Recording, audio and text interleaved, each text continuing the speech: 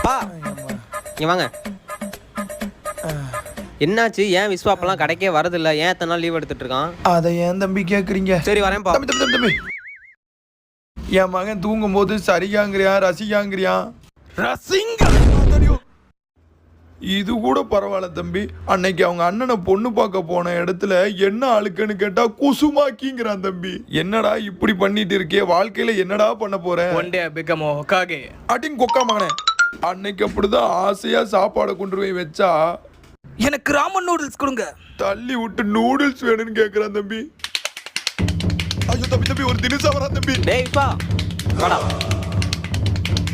டேய் ஏன்டா பைத்தியம் மாதிரி பண்ற? ஏன் எல்லாம் உன் மேல கம்ப்ளைண்ட் பண்றாங்க? கம்ப்ளைண்ட் பண்றானா? சிடோரி